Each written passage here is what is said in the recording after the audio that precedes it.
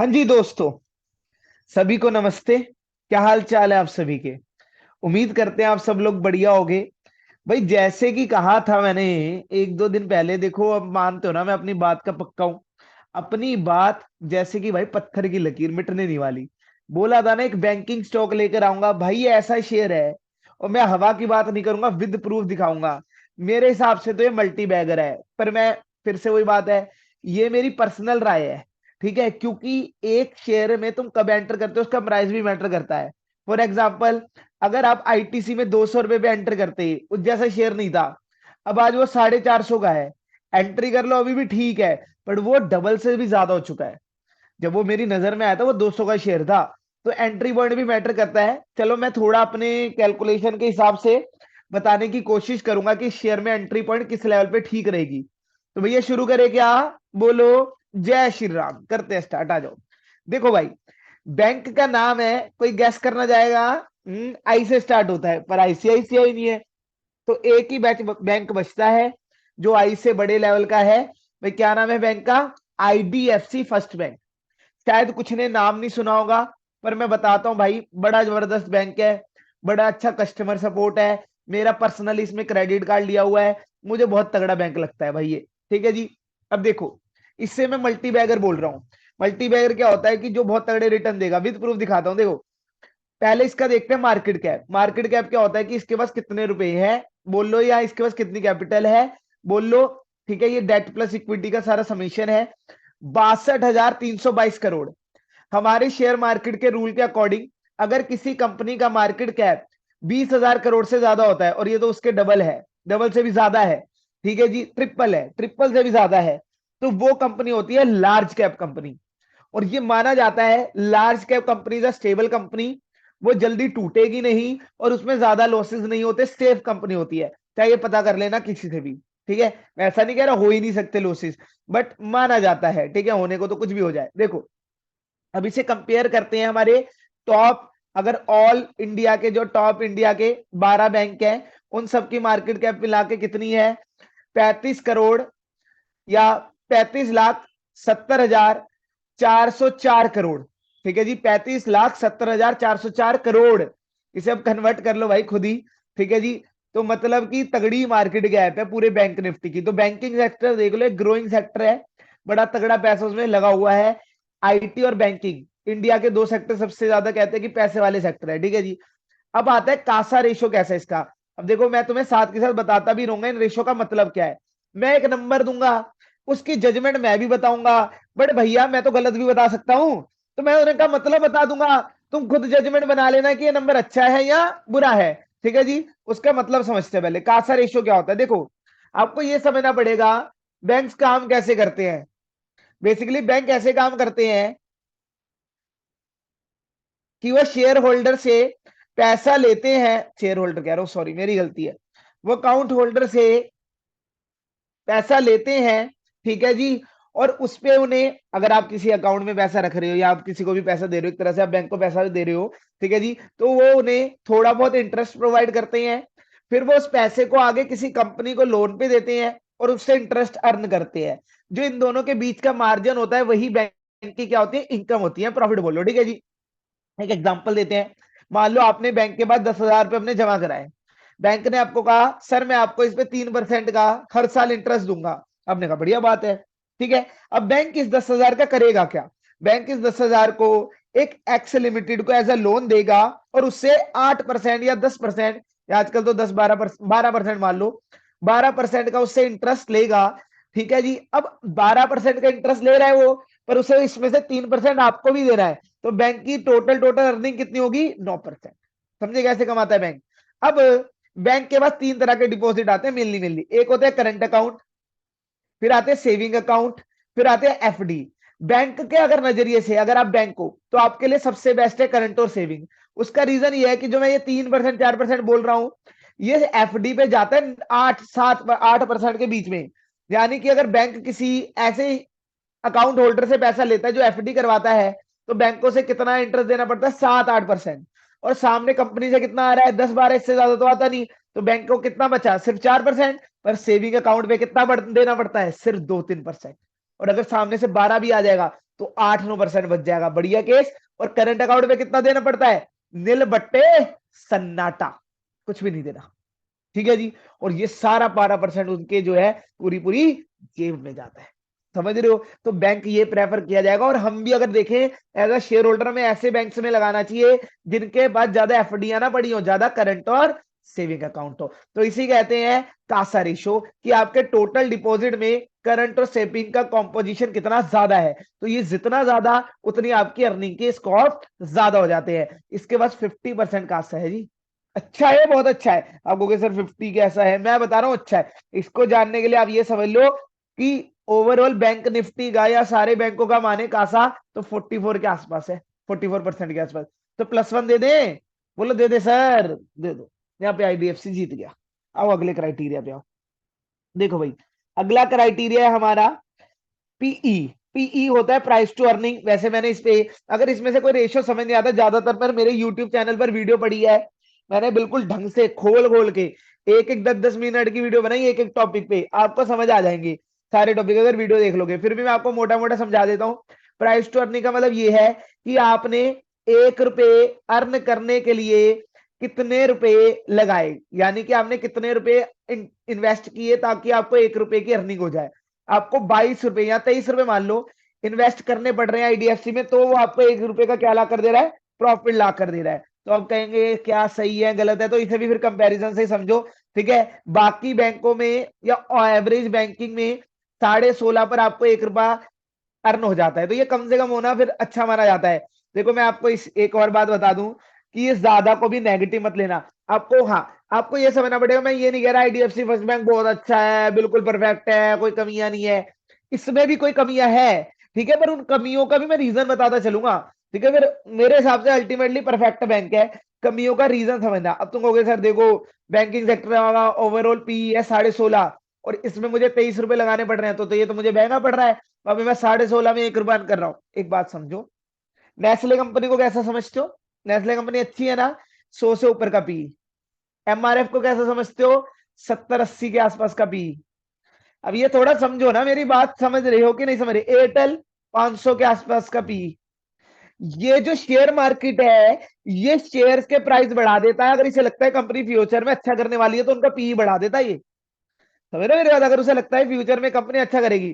कुछ सरकारी बैंक है बहुत कम पी है, बकवास बैंक है, खुद जानते हो तुम सरकारी बैंकों की हालत। तो ये बढ़ा देता है प्राइस, इसे लगता है अच्छा करेंगे तो। बट देखो दिक्कत क्या होती है, अगर फिर उस पीई को जस्टिफाई ना कर पाए, फिर ये बैंक तुरंत से नीचे आते हैं। तो 70-80 तो देखो बहुत ज्यादा है। फिर वहां से अगर वो नीचे आएंगे तो बहुत तगड़ा झटका ही लेकर आएंगे। पर 22 से कितना ही नीचे चले जाएंगे। एक थोड़ी सी बात समझने वाली है। 18-17 इतने का भी ठीक है। और छोड़ो, चलो हम सब बैंकों का कह रहे हैं, मैं कह रहा हूँ ये 16.5 थोड़ा सरकारी बैंकों की वजह से बन गया, क्योंकि उनमें जो है सस्ते मिल रहे हैं वो, क्योंकि है ही बकवास बकवास। देखो सस्ता तो आपको पेनी स्टॉक भी मिलता है, 1 रुपए का स्टॉक मिलता है, पर वो साले एक से एक ही रहता है। ठीक है, बंदा सोचता है डेढ़ भी हो गया 50% प्रॉफिट हो जाएगा, ऐसे लोगों की सोच होती है, तभी वो पेनी स्टॉक में लगाते हैं पैसा। तो कभी डेढ़ भी नहीं होता। एक मेरी बात समझना। अब देखो एचडीएफसी बैंक से करते हैं ना कंपेयर, और एवरेज छोड़ो सारे बैंकों को। एचडीएफसी इंडिया का टॉप मोस्ट बैंक, मानते हो बातचीत है एचडीएफसी की? एचडीएफसी जैसा बैंक नहीं, प्राइवेट सेक्टर में अपनी महारत हासिल की हुई है। 24.5 का पी है सर। जीत रहा है कि नहीं जीत रहा है यहाँ पे आईडीएफसी फर्स्ट बैंक? 2324, 1.5 रुपए मान लो या 1.5% मान लो, एचडीएफसी ज्यादा महंगा है। अब मान रहे हो मेरी बात? नहीं समझ आ रही है बात? ठीक है, तो कह दो एचडीएफसी बेकार है। ठीक है, अब आप पीबी पे। पीबी का मतलब क्या है? पीबी का मतलब ये है कि बैंक के पास अगर तुमने 2 लाख रुपए इन्वेस्ट किए हैं, ठीक है जी, तो आपके ना शेयर मार्केट में हो सकता है वो 2 लाख के शेयर कितने के हो जाए? 4 लाख के। पर एक बात समझना, वो शेयर मार्केट में हुए हैं। इसका मतलब ये नहीं कि बैंक ने असली में कोई उसके एसेट खरीद लिए इतने के 4 लाख के, या पहले 2 लाख के एसेट खरीदे हुए थे। अरे शेयर मार्केट में प्राइस तो डिमांड और सप्लाई से बढ़ता है। उसमें बैंकों के या किसी भी कंपनी के एसेट और लाइबिलिटीज इतना मैटर नहीं करते शॉर्ट टर्म में। शॉर्ट टर्म में, बट अगर कल को तुम बैंक बेचना नहीं चाहते और बैंक हो जाता है, कहते हैं हम उसे डिसॉल्व हो गया, ठीक है जी, या खत्म हो गया, तो उस टाइम पे आपको पैसा शेयर मार्केट के अकॉर्डिंग नहीं मिलेगा ना। उस टाइम पे आपको पैसा मिलेगा कि बैंक के पास एसेट और लाइबिलिटी कितनी थी। तो ये वो चीज है जो असली के एसेट लाइबिलिटी बताता है। इसका मतलब ये है कि अगर आपका शेयर मार्केट में ये शेयर 2.5 लाख का दिख रहा है, या आपकी इन्वेस्टमेंट इस शेयर में 2.5 लाख की है शेयर मार्केट में, तो आपको जब ये बैंक डिसॉल्व होगा लगभग लगभग 1 लाख के आसपास मिल जाएंगे। 2.5 गुना इसका महंगा प्राइस दिख रहा है शेयर मार्केट में, ठीक है जी, जो इसके बाद रियल के एसेट्स और इसके सारे नेट नेट एसेट है, ठीक है जी। और देखो एचडीएफसी का यहाँ पे भी ज्यादा है, इतनी बात समझो ना, एचडीएफसी का यहाँ पर भी ज्यादा है पीबी, ठीक है जी, तो यहाँ पर भी +1 तो भाई आईडीएफसी के पॉइंट बढ़ते जा रहे हैं, देख लो तुम खुद ही। अब आता है डिविडेंड यील्ड। डिविडेंड क्या होता है, तुम सबको पता है कि अगर कोई भी कंपनी प्रॉफिट अर्न करती है तो उसमें से कुछ पैसा वो अपने शेयर होल्डर को बांटती है। कई लोग तो इसलिए इन्वेस्ट करते हैं यार कि कंपनी में इन्वेस्ट करेंगे, साला हर साल डिविडेंड तो आएगा, एक रेगुलर इनकम से जनरेट हो जाएगी। एक बात समझना, डिविडेंड के लिए इन्वेस्ट करना है फिर तो कोल इंडिया में कर लो ना भाई, यहाँ क्यों आए हो। मैं बता देता हूँ, कोल इंडिया बहुत तगड़ा डिविडेंड देता है, जाओ 16% होगा शायद, ठीक है जी। 16% तो शायद थोड़ा ज्यादा हो गया, 6-7% होगी डिविडेंड यील्ड उसकी, हाँ इतनी होगी।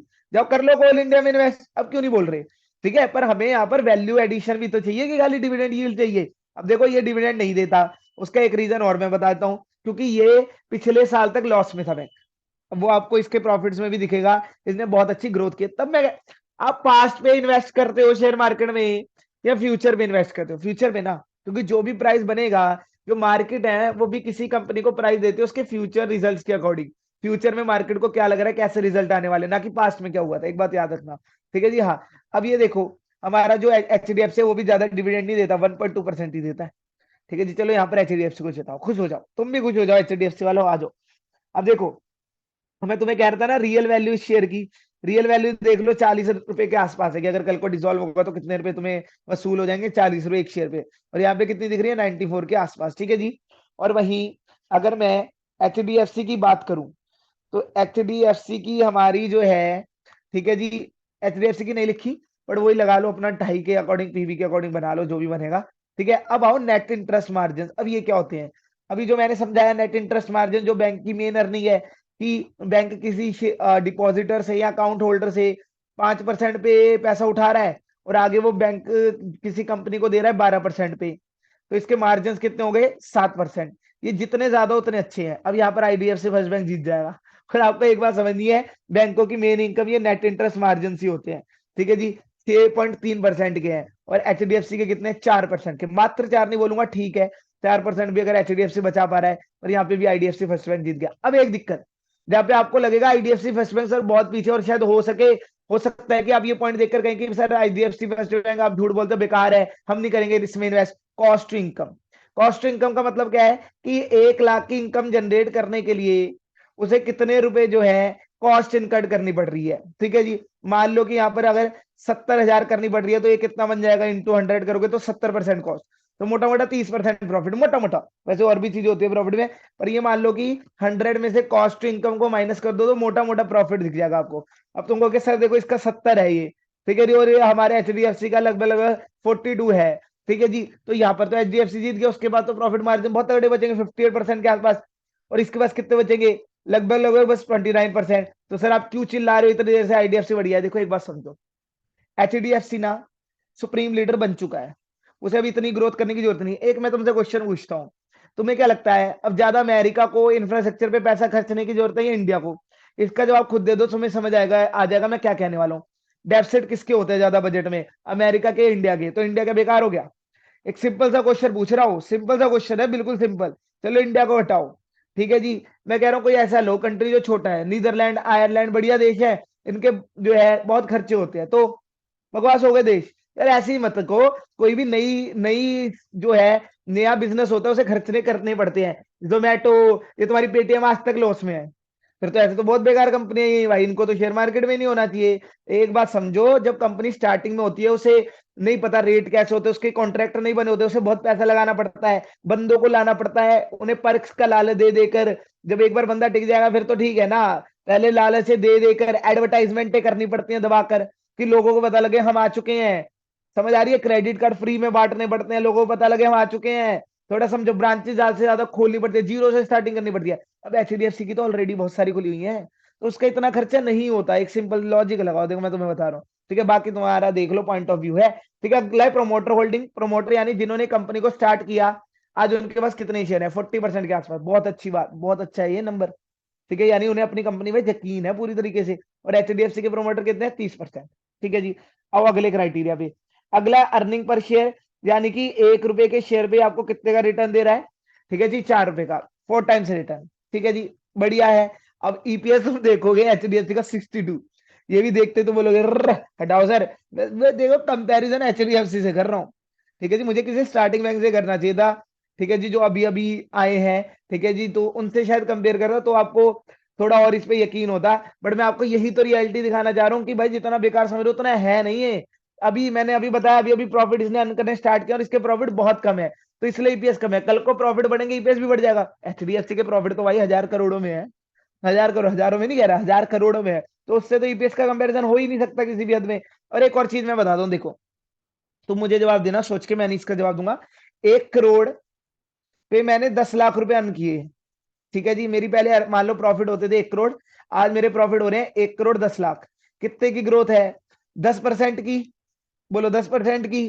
ठीक है जी, मैं 1 लाख प्रॉफिट कमाता था, आज प्रॉफिट कमाने लग गया हूं 2 लाख। कितने की ग्रोथ है? 100% की। जितना बड़ा बिजनेस हो जाता है उसके लिए ग्रोथ अचीव करना मुश्किल हो जाता है। एचडीएफसी बैंक के लिए अब ग्रोथ अचीव करना मुश्किल है। उसने 10 लाख अर्न किया, तब जाके ग्रोथ में 10% का इजाफा हुआ। जिसने सिर्फ 1 लाख अर्न करना है छोटे बैंकों ने, तब जाके कितने की ग्रोथ दिख जाएगी? 100% की। थोड़ा दिमाग लगाओ, थोड़ा बुद्धि का यूज करो एनालिस में। देखो इतना बड़ा एनालाइज करा रहा हूं, दिखा बता रहा हूं तुम्हें कैसे दिमाग लगाना चाहिए। अगला अगला है कैपिटल एडिक्वेसी रेशियो। अब ये क्या दिखाता है? इसका मतलब ये है कि जो रिस्की एसेट है उनको बचाने के लिए कितना कंपनी ने अपना पैसा अलग से साइड रखा हुआ है, कि अगर कल को रिस्की एसेट डूबे तो हम कवर कर सकें। अब रिस्की एसेट देखो, बैंकों में दो चीजें बोलूंगा, एक सीएआर और एक जीएनपीए और एनएनपीए। ये तीन चीजें अगर जरूर देखना, अगर किसी बैंक में इन्वेस्ट करने वाले हो, ये तीन, ये जितनी सीएआर तो जितना ज्यादा होगा उतना बढ़िया, जीएनपी और एनएनपी जितना कम होगा उतना बढ़िया। बताऊंगा इनके बारे में भी, जीएनपी और एनएनपी के बारे में भी, क्योंकि बिजनेस कैसे चलता है बैंकों का। उसके जो एसेट है बहुत रिस्की है। उसके एसेट कौन है? जिन लोगों को वो लोन दे रहे हैं उसके एसेट बन गए ना, क्योंकि आगे जाके वो पैसा रिटर्न करेंगे। वो क्योंकि लोन डूब सकते हैं।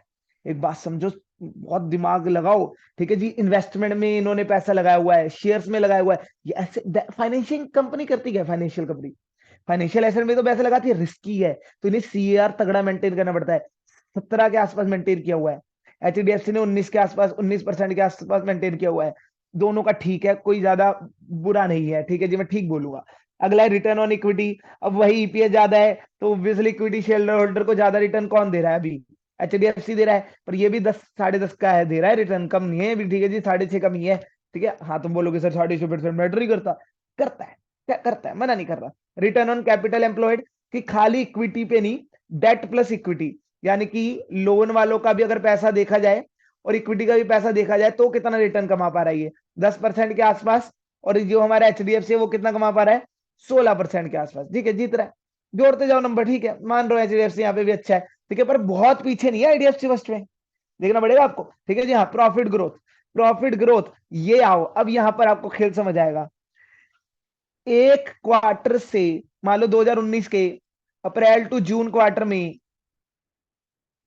आईडीएफसी फर्स्ट बैंक ने 1 लाख का प्रॉफिट अर्न किया, तो आज 2020 के अप्रैल टू जून क्वार्टर में ये बढ़कर हो गया 1,60,000। सीधा सीधा 60% की जंप मारी है ईयर ऑन ईयर बेसिस पे। बहुत अच्छी परफॉर्मेंस है, और 3 3 महीने का ही ले रहा हूं मैं दोनों में स्कोप। ठीक है जी। और अब जो हमारी एचडीएफसी बैंक है, अब तुम, मैंने जो कहा था बड़े बैंकों के लिए ग्रोथ मुश्किल हो जाती है, 30% ग्रो कर रहा है। तब भी बड़े बैंक के अकॉर्डिंग भी 30% इज क्वाइट गुड नंबर, मना नहीं कर रहा। ठीक है, आओ। अब पीसीआर क्या होता है? पीसीआर होता है प्रोविजन कवरेज रेशियो, कि मैंने जैसे बताया, अब तुम्हें मैं बता रहा था जीएनपी और एनएनपीए। देखो एनपीए क्या होता है? Non performing asset. Non performing asset Vijay Mallya और मेहुल चौकसी, ये है नॉन परफॉर्मिंग एसेट। सीधा समझ गए होगे अब तो। ठीक है, साले जो पैसा लेते हैं और पैसा चुकाने की औकात नहीं है तो भग जाते हैं देश छोड़ के, इनकी ऐसी हो जाती है सालों की। ठीक है जी, ये बैंकों के क्या बन जाते हैं? Non performing asset. ठीक है जी, तो ये कम से कम होने चाहिए। कम होंगे तो यानी कि बैंक का पैसा सेव है, रिटर्न आ रहा है। ठीक है जी, पैसा आ रहा है वापस, इंटरेस्ट भी आ रहा है उसपे। तो पर सब बैंकों को पता है कि कुछ ना कुछ पैसा डूब सकता है, इसलिए वो प्रोविजन बना के रखते हैं। अब प्रोविजन ज्यादा से ज्यादा बनना चाहिए। मतलब अगर आपको लग रहा है कि जो है 2 लाख के आपके डेटर डूबेंगे, ठीक है जी, और कल को 2 लाख के डूब जाते हैं, तो कितना प्रोविजन हो? 2 लाख को तो क्या ही बात हो जाती। फिर आपकी पीएनएल पे बिल्कुल भी प्रेशर नहीं पड़ता ना। जिन्हें थोड़ी बहुत अकाउंट की नॉलेज है उन्हें समझ आ रहा होगा मैं क्या कहना चाह रहा हूँ। ठीक है जी, 70% पीसीआर, वेरी गुड, बहुत बढ़िया। यानी कंपनी समझ रही है कि हमारा बिजनेस कैसा है, वो 70% अपना जो है डूबा हुआ पैसा बचा लेती है। और जो हमारा ये क्या नाम है इसका, HDFC 76%। और समझदार, और समझदारी, ठीक है। अब ग्रोस एनपीए कि कितना पैसा डूबता है हमारे जो IDFC फर्स्ट बैंक है, उसका डूबता है 2.2%। ठीक है जी। अगर ये 100 लोगों को पैसा देते हैं, उसमें से कम या 100 रुपए देते हैं लोन पे, उसमें से 2.5 रुपए के आसपास पैसा डूब जाता है, कोई दिक्कत नहीं। ठीक है, इतना भी ज्यादा नहीं ग्रोस एनपीए। ठीक है जी। तुम कहोगे सर नहीं नहीं बहुत ज्यादा 2.5%, क्योंकि अभी 100 रुपए में 2.5 दिख रहा है, 1 करोड़ में कितना हो जाएगा, 2.5 लाख, और 100 करोड़ में कितना हो जाएगा, 2.5 करोड़। हाँ ठीक है तुम्हारी बात, पर मैं तुम्हें बताऊं SBI एक वो भी बहुत रेपुटेड बैंक है, गवर्नमेंट बैंक है, पर गवर्नमेंट में सबसे अच्छा बैंक माना जाता है।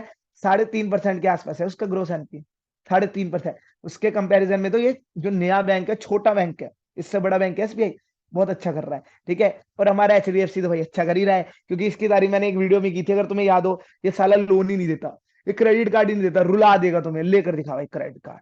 ठीक है, इसलिए इसका पैसा भी कम डूबता है, एकदम सेफ चलता है ये एकदम। ठीक है जी।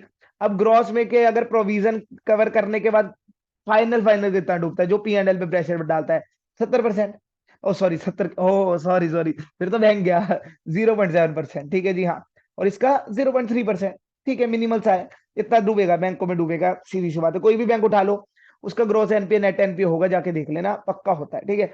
अब देखो, मैंने बहुत तारीफ कर दी IDFC फर्स्ट की, शायद तुम सोच रहे हो कि स्पॉन्सर वीडियो है, मेरा IDFC के साथ बहुत तगड़ा कोई रिलेशन है, ऐसा कुछ नहीं है। सच्चाई रखी है तो सच्चाई रखना है, तो मेरा फर्ज है कि इसका वार्निंग सिग्नल भी बता दूं। इसका वार्निंग सिग्नल भाई एक है, जो बड़ा तगड़ा वार्निंग सिग्नल भी हो सकता है, कि पिछले 3 महीनों का मैंने कुछ आंकड़ा खंगाला है। तो इसका जो डायरेक्टर है, डायरेक्टर मतलब बिल्कुल अंदर का बंदा, उसे तो पता होगा कि बिजनेस के साथ आगे क्या होने वाला है, कुछ ऊपर नीचे होने वाले, उसके तो सारी खबरें होंगी। वो अपने शेयर कम करता जा रहा है इस बैंक में, वो अपना स्टेक बेचता जा रहा है। No idea bye. अभी देखो, इसका एक तो है कि कुछ गड़बड़ होने वाली है बैंक में, एक ये कह सकते हो। एक ये भी तो कह सकते हो कि क्या पता उसे नीड हो पैसे की। अब शेयर में लिक्विड थोड़ी होते हैं, शेयर को बेचोगे तभी तो पैसा कन्वर्ट होगा। अब कोई मार्केट में जाओगे, वो शेयर थोड़ी खरीदेगा, वहां पे तो तुम्हें पैसा चाहिए, हॉस्पिटल में जाओगे पैसा चाहिए। रीजन हो सकता है कोई भी। एक तो वही हो सकता है कि भैया इसे कुछ पता है गड़बड़ होने वाली है। एक ये भी हो सकता है, थोड़ा पॉजिटिव भी सोच सकते हैं। पर ठीक है, पर हम अकाउंट्स वाले हैं, थोड़ा सा सर हम नेगेटिव भी सोचते हैं। देख लो, देख लो, तभी मैं कह रहा हूं, अगर आपके पास आज 1 लाख रुपए हैं, तो एक साथ सारे पैसे मत इन्वेस्ट कर दो। कि अगर भाई ने बोला IDFC फर्स्ट बैंक बहुत बढ़िया है, वीडियो देख के तुम इंप्रेस हो गए, सारा पैसे एक साथ मत इन्वेस्ट करो। अपना जो है स्टैग्नेंट, धीरे धीरे, ठीक है जी, रुकी रुकी जो है इन्वेस्टिंग करो। मतलब कि मान लो अभी 94 पे है, मुझे लगता है ठीक है प्राइस, ज्यादा महंगा भी नहीं, ज्यादा सस्ता भी नहीं। अपना 50% पैसा भी इन्वेस्ट कर दो। ठीक है जी। अगर यहाँ से बढ़ गया, तो दुख ना हो कि यार मैंने सस्ते में क्यों नहीं किया इन्वेस्ट। ठीक है, और यहाँ से गिरता जाता है, तो हर 5% की कटिंग पे जो है एवरेज करते रहो। अब देखो, ऐसा नहीं होना चाहिए कि ये तुम्हें लगे रिजल्ट बेकार देने लग गया, फिर भी एवरेज करते जाओ। फिर वो वही बात हो जाती है कि अगर हम फॉलिंग नाइफ को कैच करने की कोशिश करेंगे, तो हाथ हमारे कट जाएंगे। एक सिंपल है ये, शेयर मार्केट में जरूर डायलॉग याद रखना, लोग एवरेज एवरेज करते हैं, तो उसमें फिर फॉलिंग नाइफ को कैच करने की कोशिश करते हैं, फिर हाथ कट जाते हैं। तो थोड़ा वो बात भी याद रखना। पर मैं बोलूंगा ऐसे कर सकते हो IDFC फर्स्ट बैंक में इन्वेस्ट अगर करना है। और दूसरी बात, इसके रिटर्न अगर बताऊं, एक हफ्ते, एक महीने का रिटर्न है 5%, एक साल के आसपास का रिटर्न है 85%। शेयर मार्केट का रिटर्न बहुत अच्छा होता है, हम कहते हैं 15% भी अगर तुम एक साल में शेयर मार्केट से कमा रहे हो तो बहुत अच्छा है। इसने एक साल में 85% का रिटर्न दिया, और एक महीने में 5%, बहुत अच्छा रिटर्न है। वही HDFC बैंक का रिटर्न, कोई रिटर्न नहीं है भाई, झूठ नहीं बोलूंगा। एक हफ्ते में ही -5% दे दिया भाई ने। अभी कुछ खबर सी है, ठीक है, तो HDFC बैंक में भी अगर स्टेक लेना चाहते हो तो भी मौका है, बहुत करेक्ट हुआ है वो। ठीक है, और एक महीने में भी शायद -1-2% ही है, कोई रिटर्न नहीं है। एक साल का भी 2-3% रिटर्न होगा। HDFC का थोड़ा ठंडा माहौल चल रहा है, ITC वाला माहौल, ITC की आत्मा HDFC में आ गई, यही बात है ठीक है जी। तो भाई ऐसे ही वीडियो आती रहेंगी, ऐसे ही एनालाइज करते रहेंगे।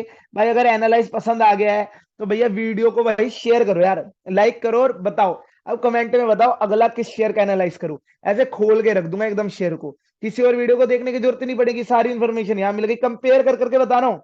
और रेशियोज के बारे में कंप्लीटली बता रहा हूँ, खाली नंबर नहीं बता रहा कि कंफ्यूज कर दूं। तो भाई जय बाबा की। ठीक है जी, वीडियो देखो, और जो है ज्यादा से ज्यादा शेयर करो। ठीक है जी, मिलते हैं फिर अगली वीडियो में। Bye bye, Tata.